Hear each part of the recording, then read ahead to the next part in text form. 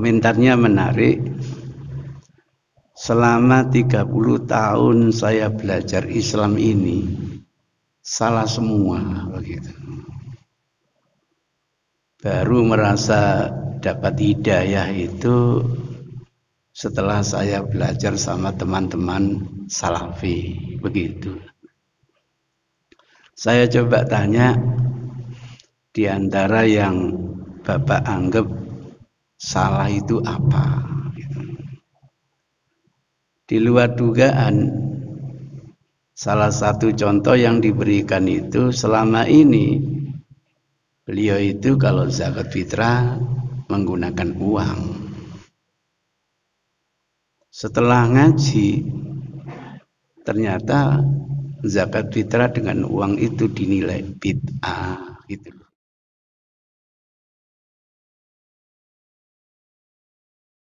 Assalamualaikum warahmatullahi wabarakatuh. Innal hamdalillah nahmaduhu wa nasta'inuhu wa nastaghfiruh wa na'udzu billahi min shururi anfusina wa min sayyiati a'malina. May yahdihillahu fala mudhillalah wa may yudlil fala hadiyalah.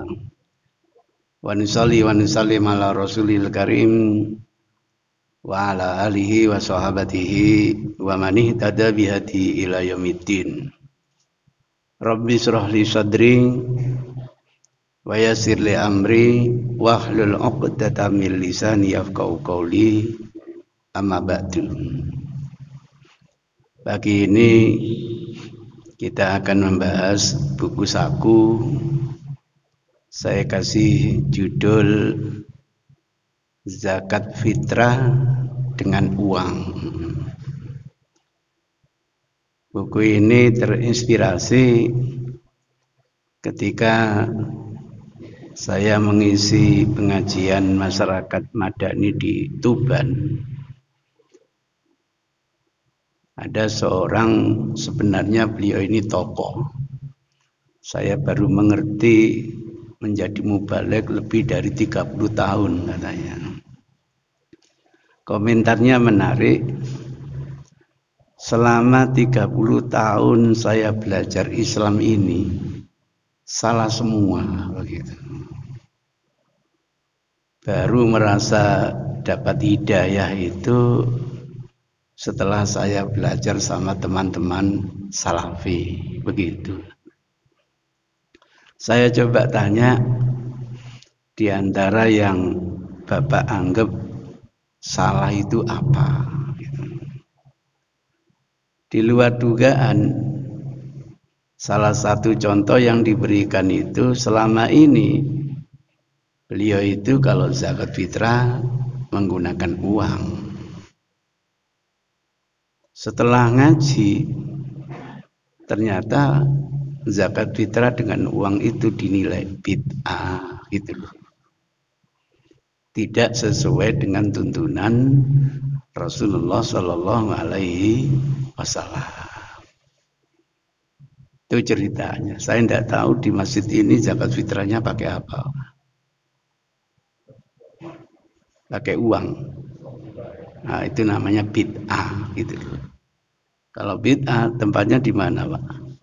Neraka. Itu ceritanya.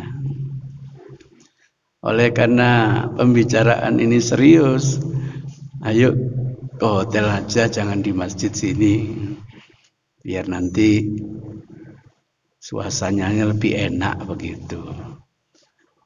Terpaksa saya tidak pulang dulu, padahal malamnya ngisi di Surabaya.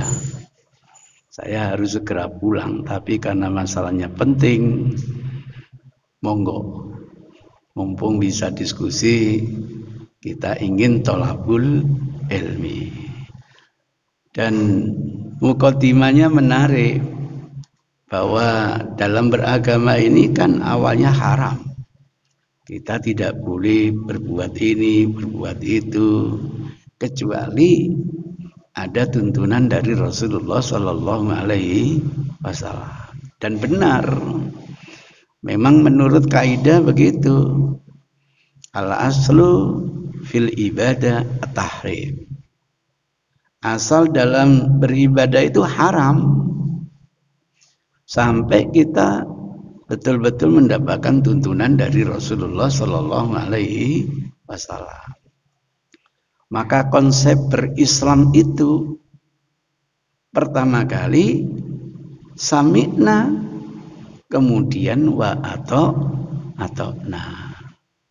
atau fabidzalika umirtu, baru wa ana minal muslimin. Jadi harus ada umir dulu, harus ada perintah dulu, baru kita tunduk, kita pasrah, kita menjalaninya. Berbeda dengan urusan selain agama, kebalikannya. Al-aslu fil asya al-ibahah. Sampai nanti ketemu dalil yang mengharamkan, baru tidak boleh. Itu perbedaan urusan agama dengan urusan selain agama. Jadi urusan selain agama, monggo bebas kita mengamalkan. Hati-hati kalau nanti sampai ada larangan. Tapi urusan agama jangan coba-coba mengamalkan sampai nanti baru ada tuntunan. Itu ceritanya begitu. Hasil pelacakan hadis benar, Pak. Tidak pernah ditemukan hadis yang Rasul itu memberi bimbingan zakat fitrah pakai uang. Sampai cari hadis itu, beliau mendatangkan 3 hadis, dan 3 hadis itu setelah dibaca sama sekali tidak ada tuntunan zakat fitrah pakai uang. Akhirnya setelah saya mengadakan pelacakan, ternyata bukan hanya 3 hadis, tapi ada 7 hadis. Artinya 7 sahabat yang terlibat secara spesifik meriwayatkan hadis tentang zakat fitrah. Tapi kalau tidak spesifik, banyak sekali sahabat yang terlibat meriwayatkan hadis tentang zakat yang di dalamnya juga ada istilah zakat fitrah. 7 sahabat itu setelah saya amati sahih semua. Kalau nggak sahih nggak perlu dimasukkan. Nah itu ada misalnya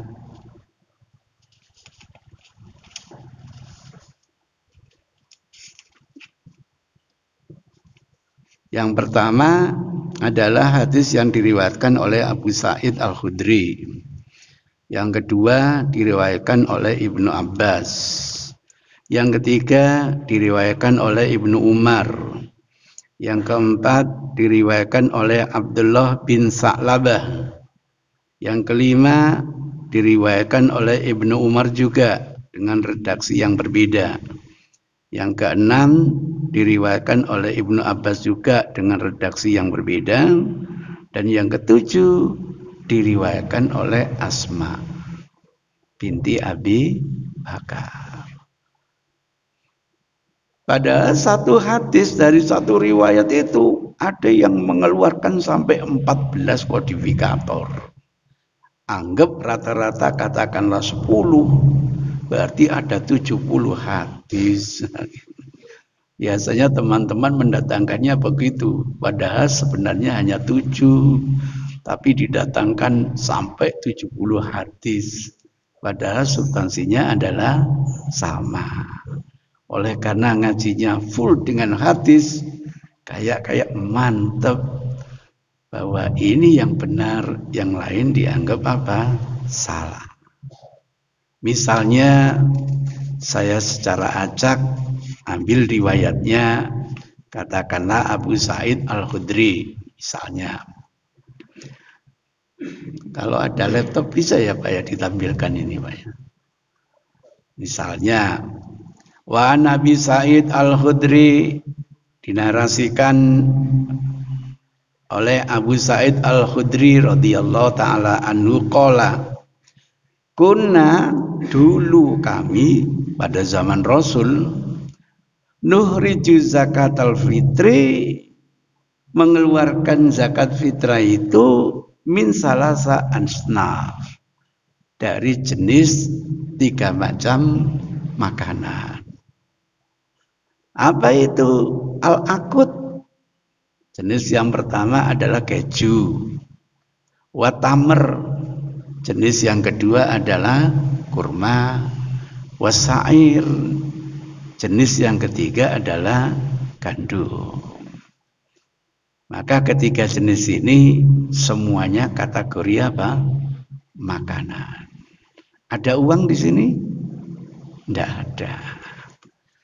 Misalnya hadis yang lain saya ambil secara acak dari Ibnu Umar misalnya gitu.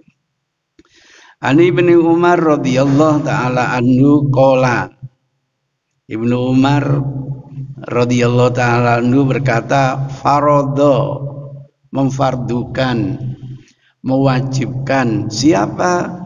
Rasulullah sallallahu alaihi wasallam zakatul fitri, pelaksanaan zakat fitrah min Ramadhana, di bulan Ramadan, ala kulli nafsin, yang dibebankan pada setiap jiwa, minal muslimin, dari kalangan kaum muslim, hurrun au abdin, baik hamba merdeka atau hamba sahaya. Jadi budak pun terkena zakat fitrah. Nanti dijelaskan siapa yang mengeluarkan. Ya tentunya walinya, tentunya tuannya. Budak itu. Au rajulun au imra'ah, orang laki-laki maupun perempuan diwajibkan. Saghirin au kabir, walaupun masih anak kecil sampai yang paling tua, walaupun dia tidak berpuasa karena tidak mampu puasa, tetap kena zakat fitrah. Bahkan besok hari raya, malam ini kita dikaruniai anak, lahir anak, itu pun sudah terkena zakat fitrah. Namanya fitrah setiap jiwa. Yang jadi problem itu gimana kalau belum lahir? Ada pendapat kalau sudah 4 bulan diyakini punya roh, wajib dizakat fitrahi. Tapi ada yang pendapat walaupun sudah dijanin usia itu 7 bulan, 9 bulan, selagi belum lahir, belum terkena kewajiban. Itu yang diperdebatkan oleh ulama. Wujudnya apa? So'an min tamrin, sebanyak 1 sok dari jenis kurma. Walaupun masih debatable 1 sok itu beratnya berapa. Ada yang berpendapat 2,4 sekian digenapkan 2,5 kilo. Ada yang berpendapat 3 kilo, malah saya terkejut. Ada yang berpendapat sampai 12 kilo. Gitu. Pada prinsipnya di dalam beragama, khususnya tentang zakat, kita boleh memberi tambahan. Tapi yang tidak boleh itu dikurangi. Gitu. Makanya di masyarakat saya yang mu'alaf ini pernah tanya, Ustadz zakat fitrah itu berapa? 2,5 kilo 1 sok. Wah, tidak menyelesaikan masalah gitu. Nah, Anda mau berapa? Maunya 1 kintal? Boleh itu. Ada nasnya dzaka alaika. Kalau itu terserah kamu. Mau dilebihi atau tidak itu tidak jadi masalah. Itu ceritanya. Kita paham Bapak Ibu, ukuran itu dalam tuntunan Rasul ada berupa qimah. Qimah itu artinya nilai, harga. Ada berupa takaran. Kalau Rasul menjelaskan qimah, nilai itu fluktuatif. Harga 1 dinar zaman Rasul bisa berbeda dengan zaman sekarang. Walaupun kata teman-teman tidak terlalu jauh, tapi fluktuatif.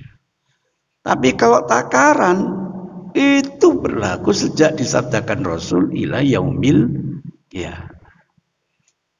Nah 1 sok itu kan jatah makan 2 kali untuk berbuka dan makan sahur. Nah kalau untuk 2 kali, insya Allah kalau 2,5 bagi 2 aja 1/4. Manusia hidup zaman kapanpun cukup sudah makan dengan 1/4 kilo. Sampai buto hijau cukup makannya 1/4 kilo. Itu namanya takaran. Sekali lagi, bagi yang ingin melebihi tidak jadi masalah. Saya kok ragu-ragu, saya lebih 3 kilo, monggo, tidak ada problem. So'an min syairin, 1 sok dari jenis syair. Syair itu gandum yang sudah dideplok, ditepungkan. Biasanya untuk bahan roti, misalnya begitu. Waso'an min hintotin, atau 1 sok dari jenis hinto. Hinto itu gandum yang masih bijian, yang masih ada kulitnya, itu namanya hinto. Tetap namanya gandum. Nah, begitulah wasu'an min burin. Nah, itu sering diterjemahkan juawud di Indonesia.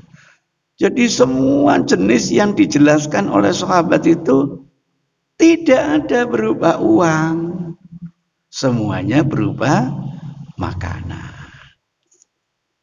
Klimaknya nanti hadis zakatul fitri min to'ami qaumin. Wah, itu klimaknya nanti.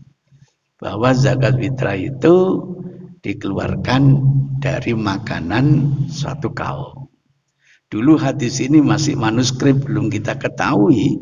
Kita bangsa Indonesia ini mau zakat pakai apa? Menggunakan beras. Caranya dianalogikan, dikiaskan.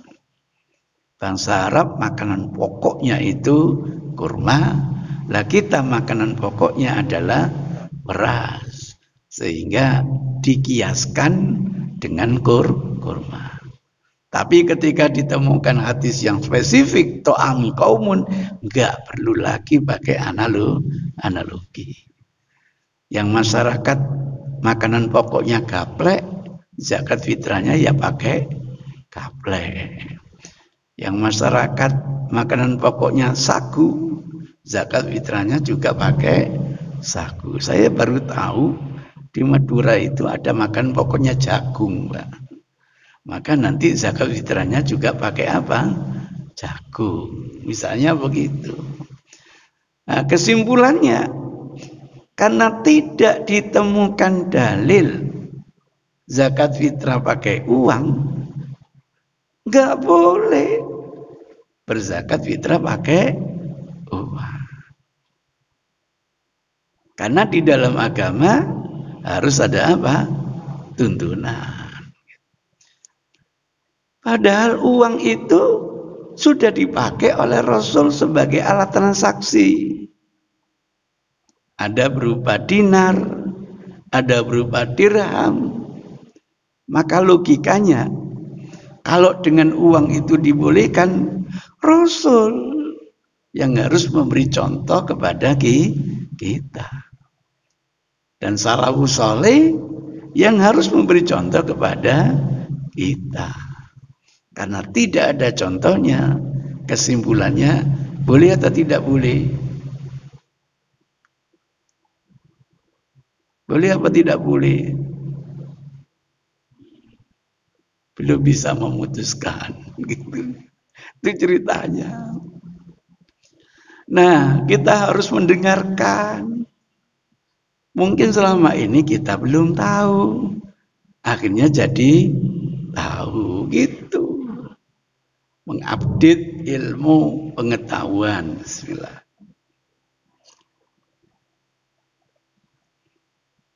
Setelah selesai pemaparannya, beliau menyimpulkan, sejak itulah saya baru merasa dapat hidayah bahwa zakat fitrah itu hanya boleh dengan apa? Makanan. Baru saya coba komentar gitu loh. Jadi kita wajib dengar dulu. Saya yakin dia punya ilmu yang bagus untuk disampaikan kepada kita. Nah, setelah kita dengar dengan sesama, beliau minta komentar gimana, apa salah saya ini Ustaz gitu. Enggak, sampai enggak salah gitu. Saya selalu mengatakan gitu. Sebab kalau katakan salah, marah gitu. Enggak, sampai enggak salah gitu. Terus balik tanya, Ustadz, zakat fitrahnya pakai apa? Selama ini pakai uang gitu. Kenapa Ustadz? Dipotong dari gajian gitu. Karena pegawai negeri, Pak. Itu zakat fitrahnya dipotong dari gajian. Gajiannya berupa apa, Pak? Uang atau makanan, Pak? Uang. Enggak ada gajian pakai makanan itu. Itu ceritanya. Nah, kalau kita ingin diskusi begini, mau ndak sampean memahami hadis itu bisa secara tekstual, bisa secara kontekstual. Ndak mau. Nah, sudah, kalau ndak mau nggak usah dilanjutkan gitu. Mestinya kan sampean dengar dulu. Barangkali ada yang menarik, ada yang cocok. Jangan ndak mau dulu. Ya sudah, saya mau. Nah, gitu kan. Nah, kalau mau, saya lanjutkan diskusi. Kalau nggak mau, sudah sampean benar, sudah saya mau pulang. Begitu aja. Gitu. Nah, kalau mau, tolong dengarkan dulu. Kenapa mereka itu berzakat fitrah dengan apa? Uang. Mereka memahami hadis itu tidak secara tekstual, tetapi memahami secara kontekstual. Bagaimana caranya? Kalau kita hidup bersama Rasul di Madinah, kita ini sedang hidup di hutan belantara, Pak. Kalau kita hidup zaman Rasul, Pak. Madinah itu ajamah. Ajamah itu hutan belantara. Terkejut saya dapat YouTube, ternyata ada hutan di sana, Pak. Sampai sekarang itu. Banyak sekali burung-burungnya, bahkan banyak sekali ikannya itu. Mungkin Bapak, Ibu ada yang dapat itu. Seminggu yang lalu itu ada teman Indonesia uji nyali, ingin tahu hutan itu. Lah kok yang paling banyak di situ hanya orang Indonesia gitu loh. Kerjaannya cari ikan gitu. Mungkin orang Arab pedih gitu. Itu jadi yang disyuting itu hanya teman-teman Indonesia gitu. Komunikasinya pun juga pakai bahasa Indonesia. Masih ada ternyata. Buktinya hutan apa? Banyak dalam hadis. Teman kita yang buta ini tidak punya penuntun, tidak punya guide, ingin pergi ke masjid, rumahnya jauh dari masjid, banyak kubangan air. Ini bukti bahwa Madinah itu hutan apa? Belantara. Hobinya Rasul itu kan berburu. Ajudannya Ibnu Abi Hatim. Di antara bimbingan Rasul, kalau kamu nanti nembak binatang buruan, kemudian jatuh ke air, jangan kamu makan, kan begitu. Nah, kalau jatuh ke air itu berburu di padang pasir atau hutan, Mbak? Hutan gitu. Kenapa tidak boleh dimakan? Kita ragu matinya binatang buruan itu karena tembakan kita atau karena tenggelamnya. Kalau mati karena tenggelam, menurut Quran tidak boleh dimakan. Itu contohnya. Sampean kalau pergi haji atau umroh, di bab 7, babu salam itu, keluar ke masjid, ada jalan kembar dua, Pak. Dan banyak jamaah kita yang di hotel situ. Mentok itu nanti ada jalan layang, Pak. Baliknya jalan layang sampai sekarang dinamakan wilayah C. Pakai sin kecil, Pak. C. Apa artinya C? Tempat kubangan air. Bahasa kita sekarang itu danau, Pak. Nah, di tempat inilah banyak orang memberi minum binatangnya. Bahkan hammam, jadi kamar mandi umum gitu. Ini hadis sahih.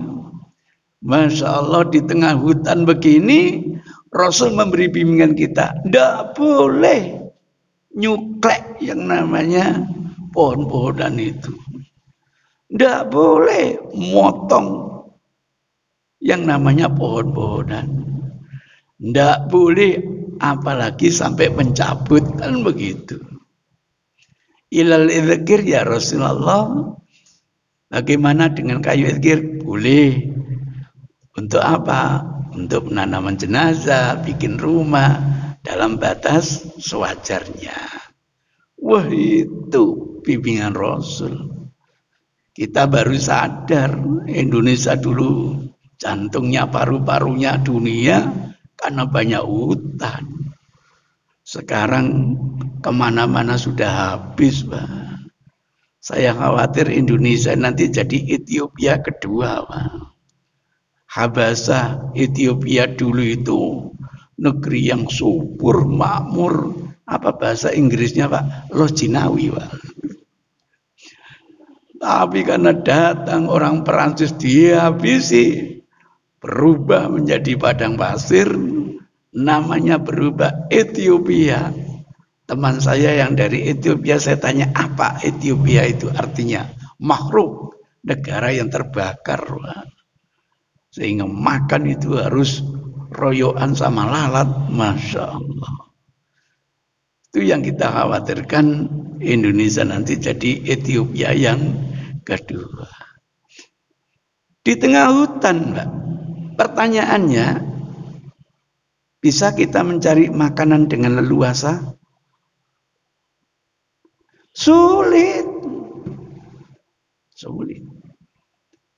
Dari mana makan pokok orang Medina itu? Disuplai dari Kuba. Bahasa teman-teman Aceh, dari balik gunung gitu loh. Dan Kuba itu wilayah yang subur, pusat perkebunan kurma. Kebetulan saya punya teman yang punya perkebunan kurma itu. Maka kalau saya bawa jamaah haji, dipersilakan masuk, menikmati kurma, bisa ambil sendiri, asal nggak bawa kresek. Kalau bawa kresek, entek itu nanti gitu. Masya Allah. Sampai sekarang pusat kurma ada di Kuba, gitu ceritanya. Bayangkan kalau kita hidup di hutan belantara. Andai kan ada makanan, nilainya mahal sekali. Nilainya sangat mahal. Dari mana tahu? Coba hitung-hitung. Yang bawa kalkulator bisa membantu. Nisabnya unta itu 5 ekor. 5 ekor nisabnya. Kalau seekor unta itu berkisaran 20 sampai 23 juta. Anggaplah 20 juta gitu, Pak. Kali 5 ketemu berapa, Pak? 5 kali 20, berapa, Pak? 20 sama dengan berapa, Pak? 100 juta, ya Pak, 100 juta. Nisabnya kambing 40 ekor. Kalau 1 ekor itu kira-kira 2,5 sampai 3 juta, anggaplah 2,5 gitu loh Pak, yang standar. Ketemu berapa Pak? 100 juta Pak. Kira-kiranya loh Pak. Lah 100 juta itu kalau dikeruskan nilainya zakat tanaman itu 5 pikul. 1 pikul kira-kira berapa Pak? 1.000 Pak. Nggak sampai ya Pak ya. Oke lah 1 kintal. Berarti 100.000 itu nilainya sama dengan 5 kuintal. Kalau gitu harga 1 kilonya berapa Pak?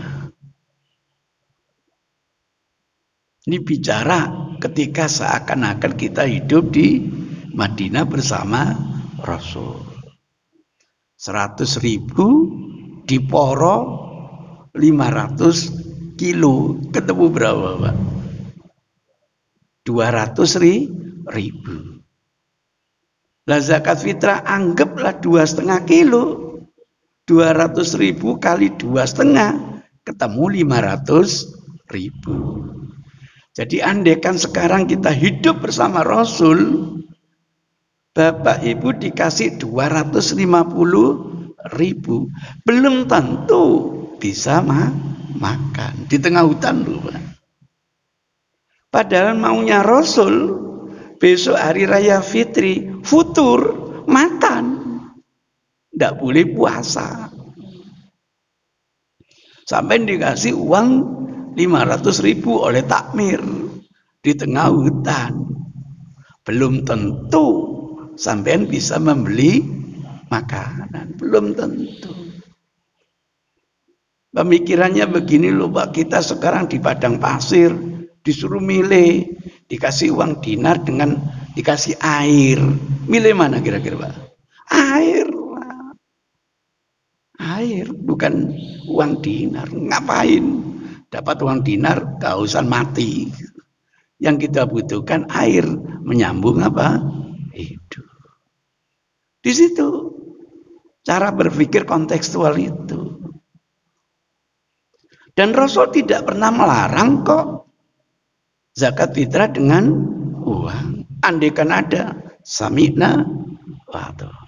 Rasul hanya membimbing, pada waktu itu beliau melaksanakan zakat fitrah dengan makanan. Itu. Padahal maunya Rasul zakat fitrah biar besok hari raya bisa makan. Di masyarakat Gresik itu Pak, di Masjid Petroa itu, saya didatangkan di situ gara-gara dimintai pertanggungjawaban. Saya kirim SMS boleh zakat fitrah pakai uang gitu loh Pak. Dimintai pertanggungjawaban padahal SMS saya gratisan gitu. Nggak apa-apa, silakan. Berkumpul lebih dari 900 jamaah di situ Pak. Saya tanya, besok hari raya, mohon sekarang yang merasa berhak mendapatkan zakat fitrah maju. Banyak yang maju Pak. Indonesia kalau ada pembagian gitu, waduh luar biasa. Padahal arrojinya Rolex loh Pak. HP-nya juga lumayan. Tapi kalau ada gratisan, monggo gitu. Saya tanya, Bapak-bapak, besok untuk bisa makan, bisa berhari raya, Bapak-bapak monggo pilih dikasih uang atau beras.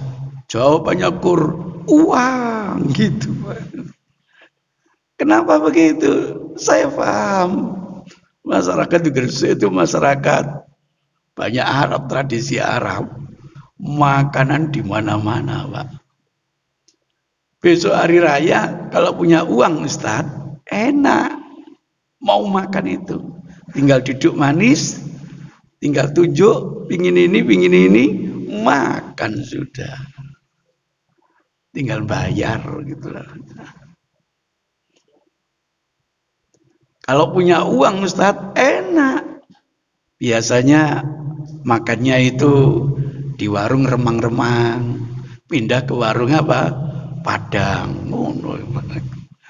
Biasanya di pelosok ke warung yang tengah, begitu ceritanya. Itu ceritanya. Maka orang berpikir kontekstual itu mana yang afdol? Bergantung kondisi. Kalau dalam kondisi susah mencari makanan, jangan dikasih uang, kasihan nanti. Dikasih uang tapi tidak bisa apa? Makan. Kasih makanan, begitu. Tapi dalam kondisi dengan uang mereka bisa makan, kenapa enggak boleh? Gitu loh. Itu ceritanya. Sehingga kesimpulan diskusi, gimana Ustadz? Kalau dirupakan beras dan uang, bagus. Bagus, dapat uang, dapat apa? Beras. Itu belum melihat kondisi makanan, Pak. Kondisi makanan di Saudi Arabia itu kan sering saya istilahkan kayak sosis makleb gitu. Dikasih kurma, makleb. Dikasih zabib, kismis, makleb. Dikasih rutop, makleb. Nah, sampai dikasih beras, makleb begitu. Memang bebek gitu. Butuh proses. Menjual sebagian untuk beli lauk, menjual sebagian untuk beli gasnya, menjual sebagian untuk beli kelengkapannya, ribet. Nah, gitu. Itu kondisi makanannya sudah berbeda. Itu ceritanya. Maka setelah sampean mendengarkan penjelasan seperti ini, saya ingin tahu apa komentar sampean. Gitu. Ya benar juga lah, iya. Jangan disalahkan dulu lah gitu. Anda berpikir tekstual itu yang baik, monggo. Tapi ketika orang lain mencoba berpikir kontekstual, lihat dulu, dengarkan dulu. Itu ceritanya begitu. Saya hanya mengingatkan kepada diri saya dan kepada jamaah agar berhati-hati memahami teks secara kontekstual. Karena ini senjatanya Yahudi untuk menghabisi umat Islam. Kenapa? Orang Yahudi itu melihat semua teks hadis nuzuli. Pasti ada asbabun wurud. Pasti merespon kondisi. Pasti sesuai dengan historisitas. Itu persepsinya Yahudi. Umat Islam, enggak. Tidak semua teks itu nuzuli. Bahkan teks yang nuzuli itu sedikit sekali. Rata-rata teks itu ibtidai. Tidak ada asbabul wurud. Lah kajian hadis secara kontekstual harus melihat teks asbabul wurudnya. Setidaknya sa'nul wurudnya itu yang bisa dipertanggungjawabkan itu seperti apa. Diyakini benar dari Rasulullah Sallallahu Alaihi Wasallam. Kalau tidak begini, maka akan menghabisi syariat Islam. Coba mereka melihat ayat warisan, hadis warisan. Kenapa laki-laki dapat 2, perempuan dapat 1? Mereka menganggap ayat ini merespon kondisi. Lah kondisinya didesain ceritanya, gitu loh Pak. ditanyakan kepada kita, bangsa Arab itu yang bekerja laki-laki atau perempuan? Laki-laki. Yang jualan di pasar laki-laki atau perempuan? Laki-laki. Padahal sekarang sudah banyak perempuan gitu. Yang belanja ke pasar laki-laki atau perempuan? Laki-laki, Pak. Yang memasak di dapur laki-laki atau perempuan? Laki-laki, Pak. Enak kawin ambek wong Arab itu, Pak. Apa kerjaan wong wedok itu? Ya maca, mana, badok. Itu. Maka dalam kondisi seperti ini berbeda dengan di Indonesia. Apalagi di Bali. Yang bekerja laki-laki atau perempuan? Perempuan. Yang nyanggul apa saja itu laki-laki atau perempuan? Perempuan. Kerjaan laki-laki apa? Nyinggu PT. Apalagi di Pulau Wanita Bawean, Mbak. Waduh. Teman saya yang kerja di sana itu telepon saya, "Din, kamu wis laku apa durung?" "Wis, opo?" "Nek durung laku rinio." Karena hasil survei 1:5, Pak. Laki-lakinya 1, perempuannya 5. Sampai pegel tinggal teriak, "Pegel aku." Wake sing teko pijeti gitu. Lapar aku, wake sing teko bawa makanan. Pingin kawin aku, kemeruduk. Mereka nawarkan, ngono. Nek kene wangel ya, Pak ya. Nah, dalam kondisi yang berbeda seperti ini, masa warisan laki-laki tetap dapat 2, perempuan dapat 1? Di mana keadilan itu? Mulai udah. Ini orang kalau tidak mengerti, Pak, berbahaya. Anak-anak muda, wah langsung diserap karena ilmiah gitu loh. Tampaknya ilmiah, padahal sangat tidak ilmiah. Dibujuki.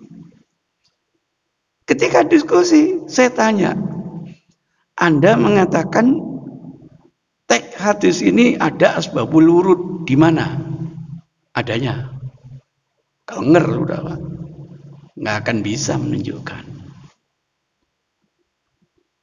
Buku asbabul wurud sudah ditulis, yang paling terlengkap Al-Bayan wa Ta'rif fi asbab wurudil hadis. Nggak akan ada, Pak. Satu. Yang kedua, kondisi pada waktu itu yang bekerja laki-laki, wanita tidak bekerja. Dari mana informasi ini? Saya tantang, Pak. Dari mana? Itu informasi buatan siapa? Memangnya kenapa, Ustadz? Setahu saya, dalam sejarah yang benar, zaman Rasul, laki-laki bekerja, perempuan juga bekerja. Zaman tradisi jahiliyah dulu dan terbawa pada waktu awal Islam, wanita itu kalau melahirkan anak, aib menyusui anaknya sendiri. Kayak gak duit-duit menurut Pak. Sehingga gemeruduk para wanita datang memberikan jasa air susu. Sehingga ada istilah anak satu susuan. Masuk Islam itu. Walaupun lama-lama bagaimana diminimalkan, kalau perlu dihilangkan. Nanti jangan disusukan orang lain, tapi disusukan ibunya sendiri. Makanya anak sekarang tuh bengek-bengek, Pak. Ya apa? Wanita melahirkan anak, tidak disusui sendiri, diganti susu sapi. Dikit-dikit camping. Kemana nak? Alas. Dasar anaknya sapi.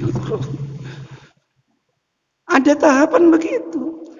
Lah Rasul kita dari keturunan orang miskin. Kenapa? ada kultur. Kalau wanita ini sudah kawin, tidak boleh dompleng kepada orang tua. Maka ibunda Rasul ketika kawin dengan Abdullah harus keluar dari kebesaran keluarga Quraisy. Ketika ayahandanya wafat, ibundanya Siti Aminah bekerja keras untuk menghidupi dirinya dan menghidupi Muhammad kecil. Lahir tidak ada seorang wanita yang mau memberikan air susunya. Kenapa? Siapa yang mau memberi jasa? Bagaimana ibunda bisa memberi jasa? Akhirnya Allah menyiapkan wanita mukhlisah, Halimatus Sa'diyah. Pantas kalau beliau didoakan Rasul masuk surga tanpa dihisab. Itu fakta.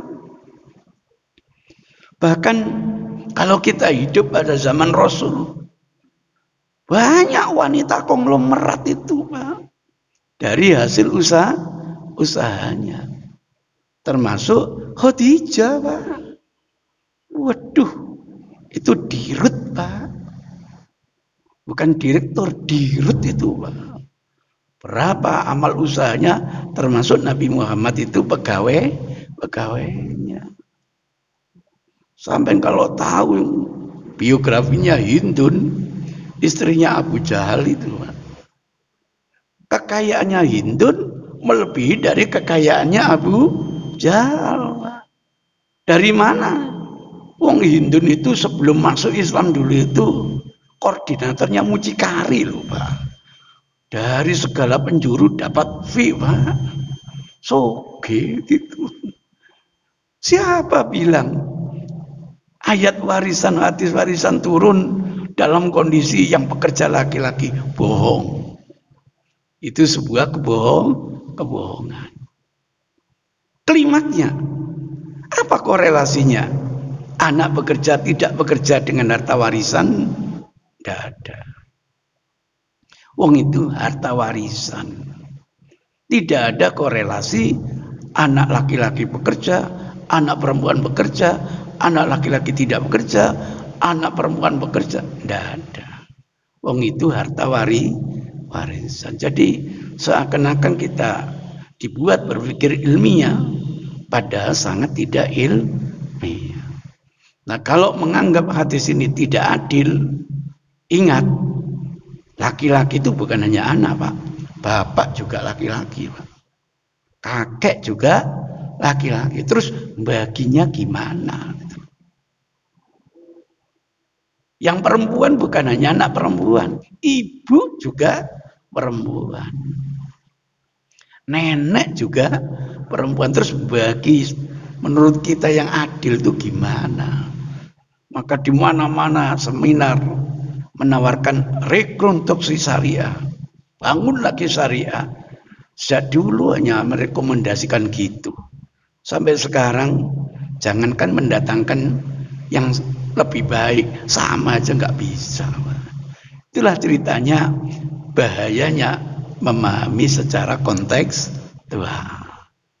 Tapi kalau dalam masalah yang bukan ta'abadi mahdoh, ini masalah sosial, tidak ada pertentangan dengan sunnah Rasul. Maqasid syariahnya sudah jelas. Kenapa tidak boleh bicara dengan konteks Tuhan? Itulah sebabnya ulama dulu sejak zaman Imam Syafi'i sudah menawarkan kapan sebuah teks itu efektif difahami secara tekstual, kapan efektif difahami secara kontekstual. Halil ibra bi umumi lafat itu pemahaman tekstual, al ibra bi khususi sabab itu namanya pemahaman secara kontekstual.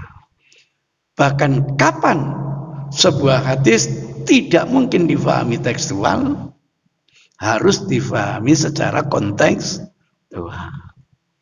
Contoh sederhana, Rasul memberi bimbingan, kalau kalian buang hajat, jangan menghadap ke timur, jangan menghadaplah ke timur atau menghadaplah ke arah barat.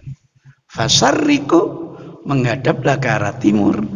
Au gharribu, menghadaplah ke arah barat. Ini kalau tidak dipahami secara kontekstual, bahaya.